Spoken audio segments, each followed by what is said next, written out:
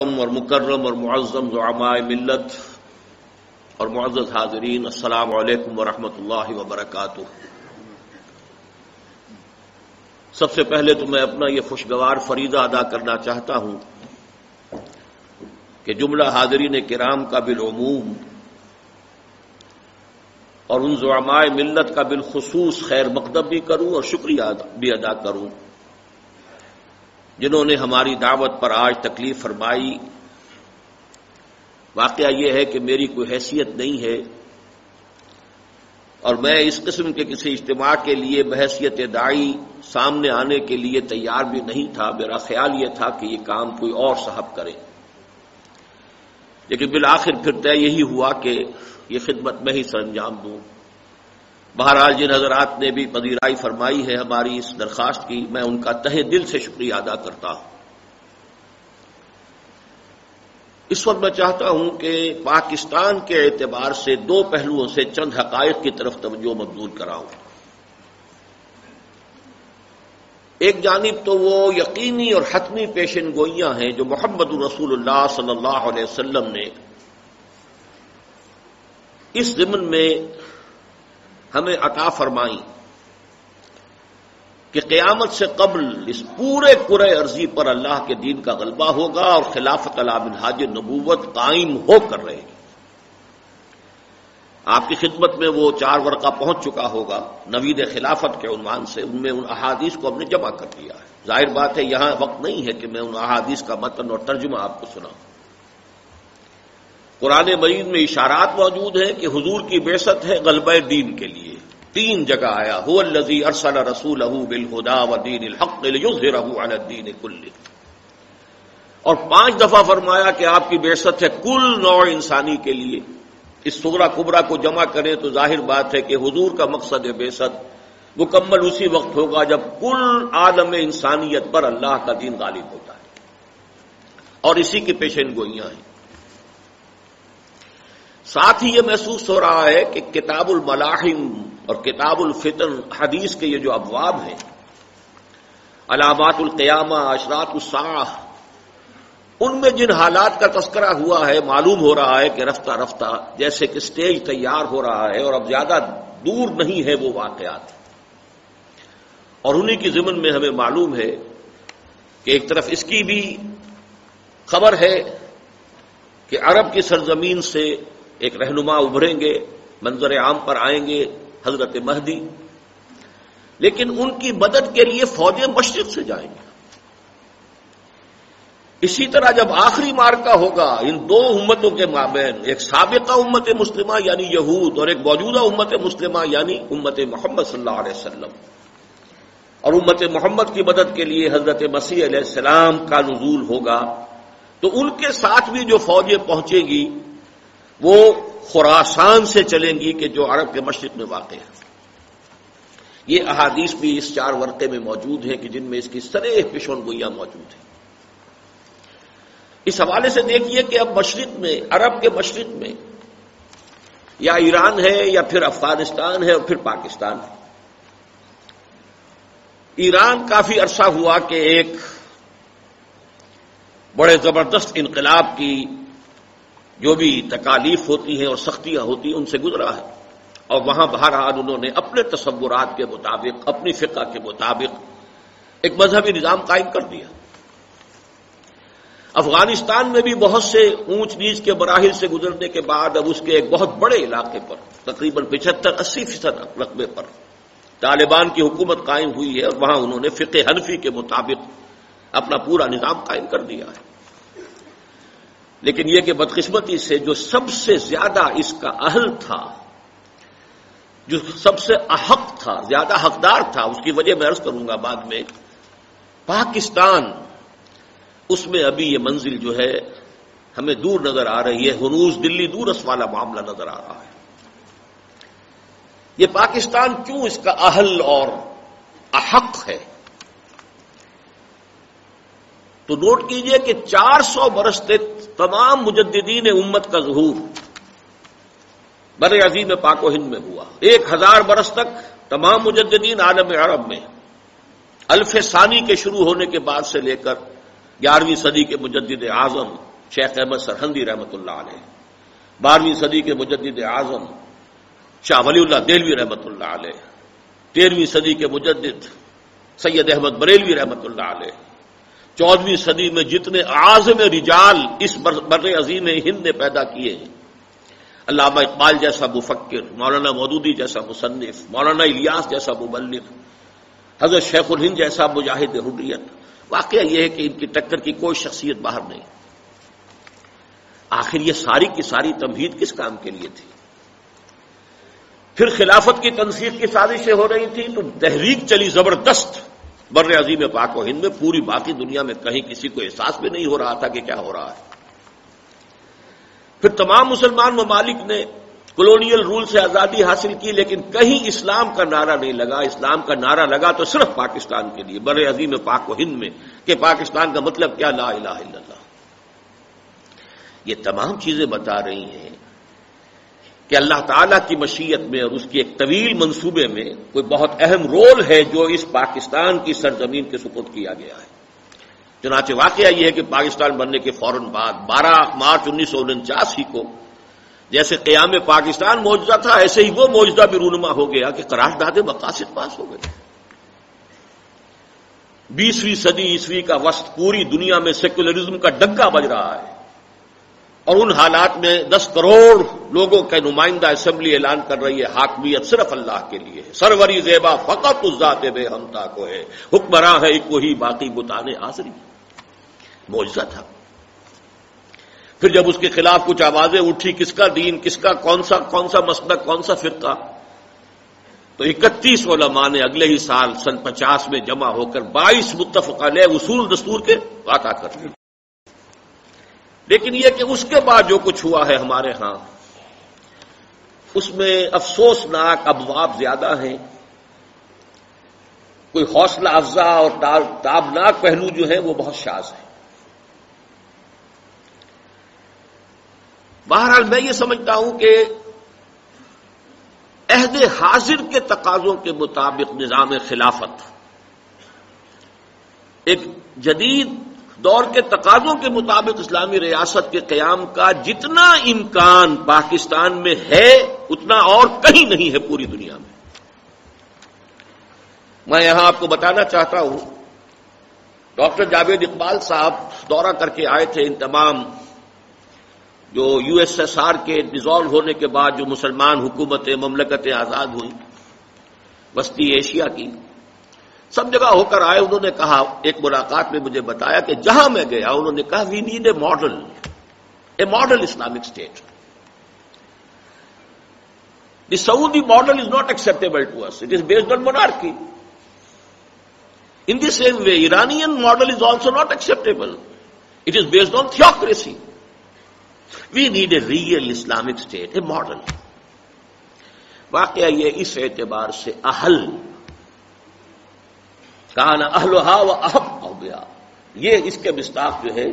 وہ سرزمین پاکستان ہے کہ یہاں وہ تقاضے پورے ہوں۔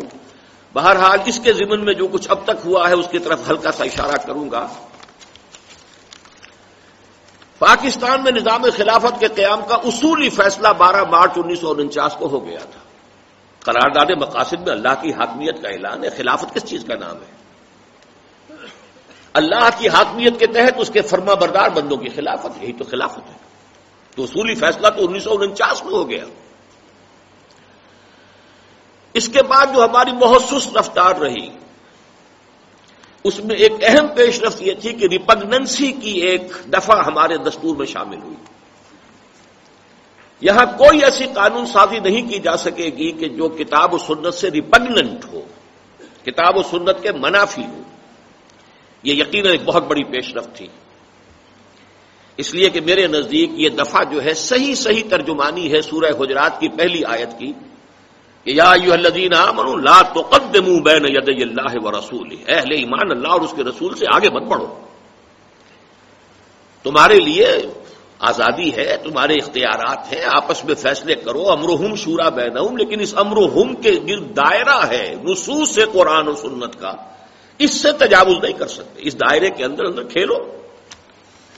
امرہم ہے، اس کے اندر اندر تمہارا امرہم ہے، فیصلہ کرو شورا بینہم، اپنے باہمی مشاورت سے، اور کثرت رائے کا اصول بھی اس میں اختیار کر لو تو کوئی حرج نہیں، لیکن اللہ اور اس کے رسول کے احکام کے منافی کوئی قدم نہ ہو۔ بہرحال جو بھی کچھ سست پیش رفت ہو رہی تھی اس میں کسی قدر تیزی آئی تھی جنرل ضیاء الحق صاحب کے دور حکومت میں۔ آپ کو یاد ہوگا انہوں نے ایک بڑا کام کیا کہ قرارداد مقاصد کو، جو اس وقت تک صرف پریمبل دیباچے کی حیثیت سے تھی، اسے باقاعدہ دستور میں ایک کلاز 2A کی حیثیت سے شامل کر دیا۔ اب اس کی حیثیت جو ہے وہ گویا کہ آپریٹو ہو گئی کہ وہ دستور کا ایک حصہ ہے۔ دوسرا کام جو انہوں نے کیا، فوراً ہی سن 77 میں وہ آئے تھے، 1 جنوری سن 78 ہی کو انہوں نے اعلان کر دیا کہ تمام سپیریئر کورٹس کو یہ اختیار حاصل ہے کہ وہ قرآن و سنت کے منافی جس چیز کو پائیں اسے کل عدم قرار دے دیں۔ لیکن بعد میں محسوس ہوا کہ اس سے تو بڑا کیوس ہو جائے گا، ایک بے چینی پیدا ہو جائے گی، کسی جگہ سے کوئی فیصلہ ہو جائے گا، کسی جگہ کوئی فیصلہ ہو جائے گا۔ تو تھوڑے ہی عرصے کے بعد 10 فروری سن 79 کو طے کیا گیا کہ ہر ہائی کورٹ میں بھی ایک شریعت بینچ ہوگا اور سپریم کورٹ میں بھی ایک شریعت بینچ ہوگا۔ لیکن پھر اس کے بعد 26 جون سن 80 کو آخری قدم اٹھایا گیا کہ فیڈرل شریعت کورٹ ایک، اور پھر یہ کہ سپریم کورٹ میں شریعت اپیلیٹ بینچ۔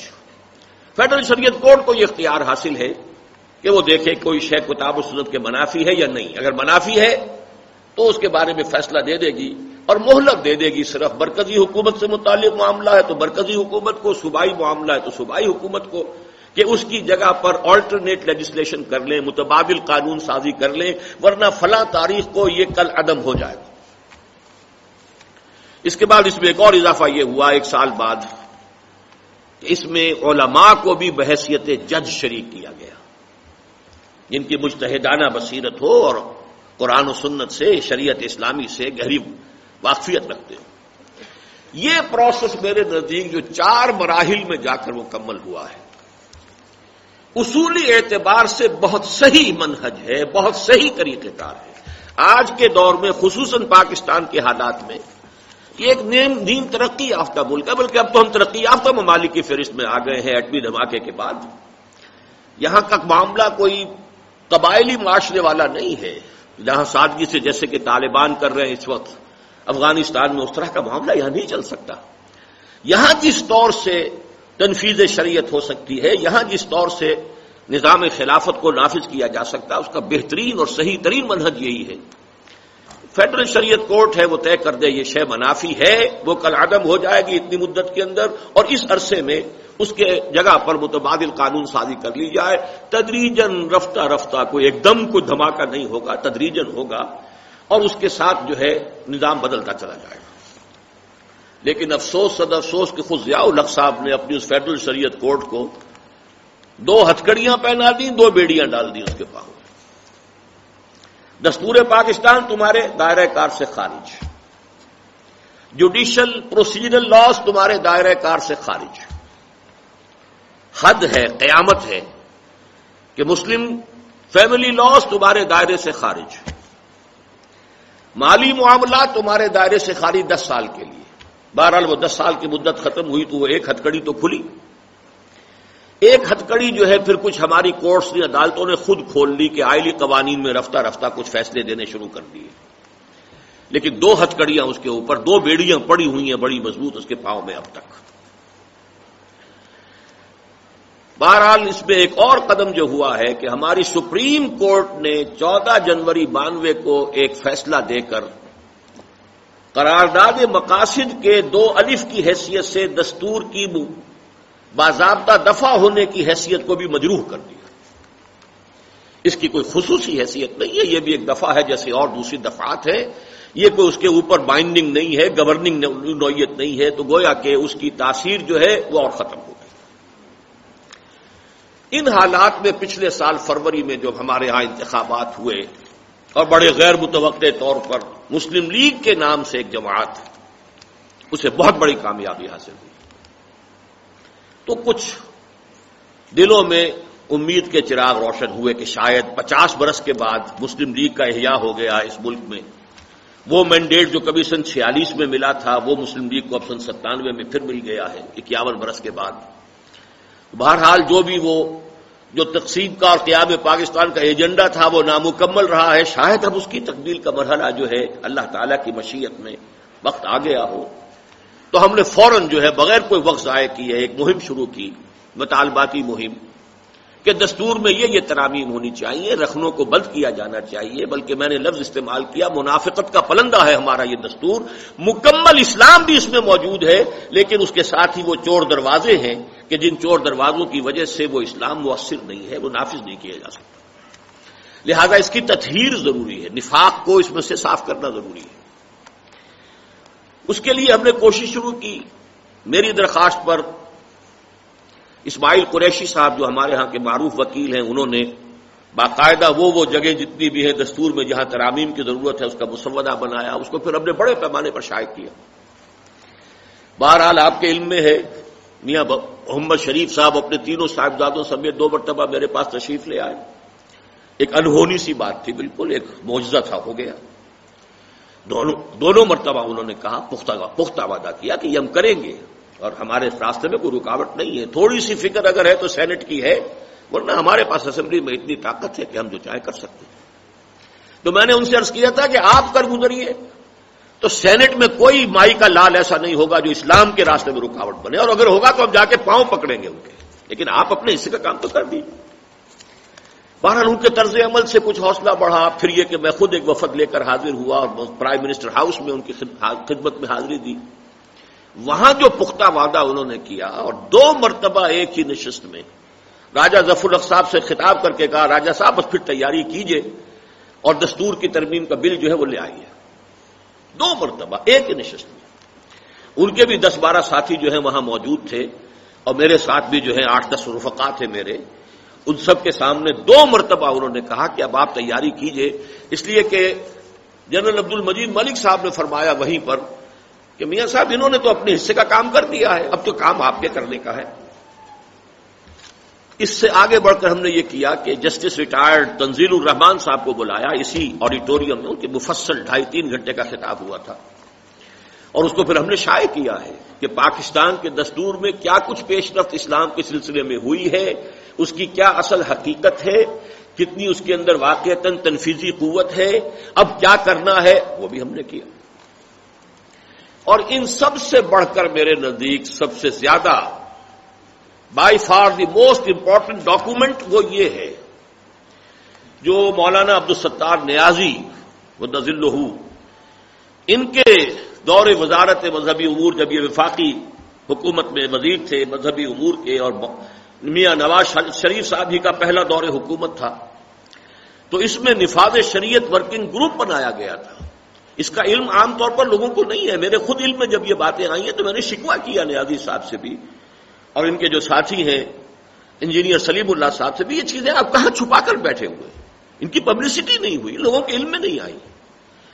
کہ پھر 23 ارکان پر مشتمل ایک کمیٹی بنی تھی، اور اس میں تمام مکاتب فکر کی نمائندگی تھی، اور ان سب نے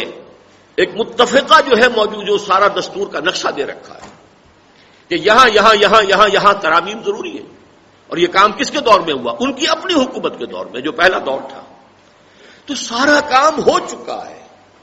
اب تو صرف یہ کہ ایک جرأت رندانہ کی ضرورت ہے، ہمت کر کے اور قدم اٹھانے والا مرحلہ باقی رہ گیا ہے، ورنہ یہ ہے کہ یہ مختلف سطحوں پر جو کام ہو چکے ہیں۔ اس ضمن میں ان سے جو کچھ عرض کرنے والی بات ہے کہ خود میاں نواز شریف صاحب نے 10 اپریل 1991 کو تقریر کی تھی، جب وہ کنٹروورشیل نفاذ شریعت ایکٹ آ رہا تھا، اور وعدہ کیا تھا کہ جلد ہی دستور میں ترمیم کا بل بھی آ جائے گا۔ وہ 10 اپریل 91 اور آج 28 جون 98، اب یہ دیکھیے کتنا عرصہ گزر چکا ہے، 7.5 سال۔ لیکن یہ کہ وہ کون سی منزل میں ہے، کون سی وادی میں ہے، عشق بلا خیز کا قافلہ سخت جاں، وہ ترمیم والا مسئلہ جو ہے سارے مراحل طے ہو جانے کے باوجود ابھی تک وہ ہڈی جو ہے وہ اٹکی ہوئی ہے۔ بہرحال میرے نزدیک اس پر علمی انداز میں جتنا کام ہونا چاہیے وہ ہو چکا ہے، اس میں کسی طرف سے بھی اب کم سے کم دستور میں ترمیم کے حوالے سے کوئی خلا باقی نہیں رہا ہے کہ جس کا کوئی پر کرنے کی ضرورت ہو۔ یہ جو ساری چیزیں میں نے آپ سے عرض کی ہیں، میں ان کا خلاصہ اب آپ کے سامنے بیان کر رہا ہوں۔ صرف چند جگہوں پر دستور میں ترامیم کی ضرورت ہے اور اس سے یہ پورا کا پورا معاملہ حل ہوتا ہے۔ سب سے پہلے یہ کہ دفعہ 2 الف کے آخر میں ان الفاظ کا اضافہ ہو جائے، وہ جو انگریزی میں ہوتا ہے notwithstanding anything to the contrary this resolution will take precedence over the whole of the constitution, بلا لحاظ اس کے کہ کوئی دوسرا امر اس سے متصادم ہو، اس قرارداد مقاصد کو پورے دستور پر بالادستی حاصل ہوگی، صرف چند الفاظ کا اضافہ۔ پھر جو وہ ریپگننسی والی دفعہ ہے، وہ دفعہ 227 بہت دور لے گئے ہیں، حصہ نہم کے اندر پہنچی ہوئی ہے، اور اس کو نتھی کر دیا ہے آئیڈیالوجی کونسل کے ساتھ کہ اس کے اوپر عمل ہوگا اس آئیڈیالوجی کونسل کے ذریعے سے، اور اس کا کام کیا ہے؟ سال بسال رپورٹیں پیش کرتی رہے، بس اللہ اللہ خیر صلی اللہ، اس میں اس سے آگے کسی تنفیذ کا کوئی ذکر ہے ہی نہیں۔ وہ جو دفعہ ہے کہ کوئی لیجسلیشن یہاں ریپگننٹ to the Quran and the سنہ نہیں ہو سکتی، اس کی شروع میں یہ 227 ایک جو شق ہے اس کے آغاز میں ان الفاظ کا اضافہ کیا جائے کہ اللہ کی آخری اور کامل کتاب قرآن حکیم اور اس کے آخری نبی اور رسول حضرت محمد صلی اللہ علیہ وسلم کی سنت کو پاکستان کے بالا ترین قانون کی حیثیت حاصل ہوگی، سپریم لا آف پاکستان۔ لہذا یہاں کوئی قانون سازی نہیں کی جا سکے گی جو کتاب و سنت کے منافی ہے۔ پھر یہ کہ اس کی شق نمبر 2 کو حذف کر دیا جائے، جس نے اسے نتھی کر دیا ہے آئیڈیالوجی کونسل کے ساتھ۔ شق نمبر 3 کو باقی رکھا جائے۔ ہاں صحیح ہے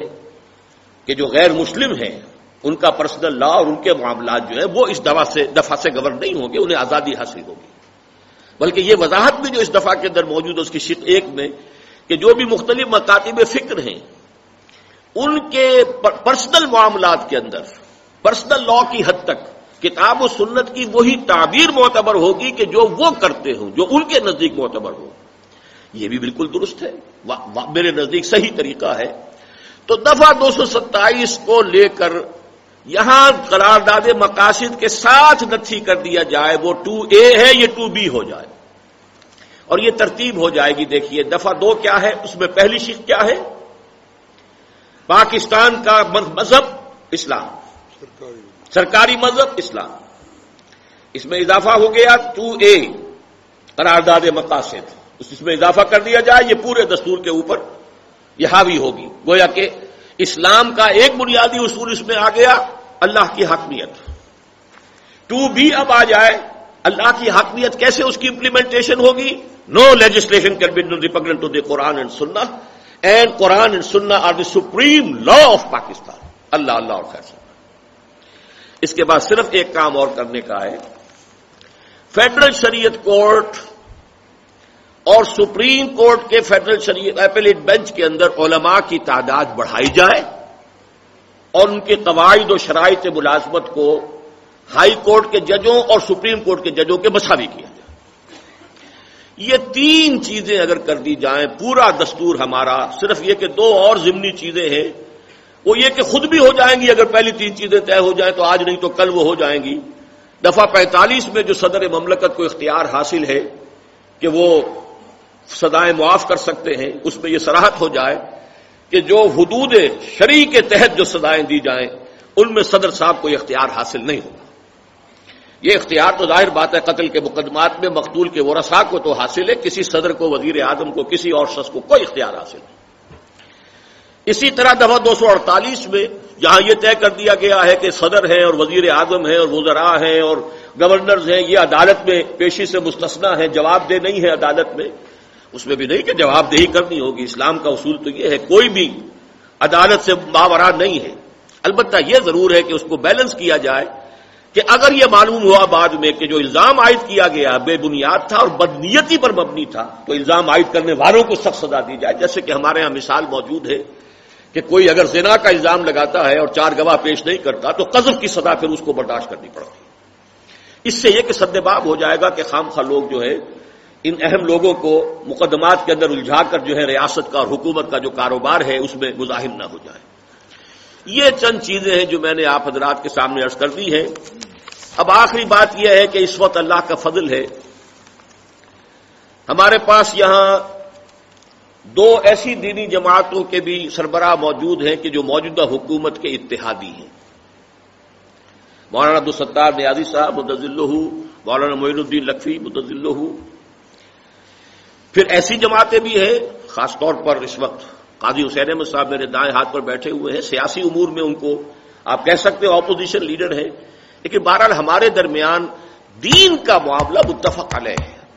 ہاں، نقیم الدین ولا تتفرقوا فیہ، دین کو قائم کرو، دین یہی ہے، اللہ کی حاکمیت اور کتاب و سنت کی بالادستی، باقی چیزیں جو ہے اس کے نیچے فروع ہیں، فروع میں اختلاف ہو سکتا ہے، لیکن یہ ہے کہ دین نقیم الدین ولا تتفرقوا فیہ، اس میں تفرقہ نہیں ہونا چاہیے۔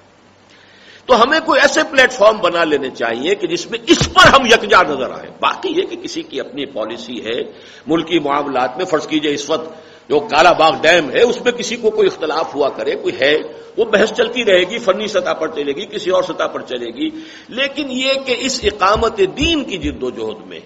یہاں کے دستور خلافت کی تکمیل کی جد و جہد میں، یہاں قانون شریعت کی تنفیذ کی جد و جہد میں معلوم ہو کہ سب متحد ہیں،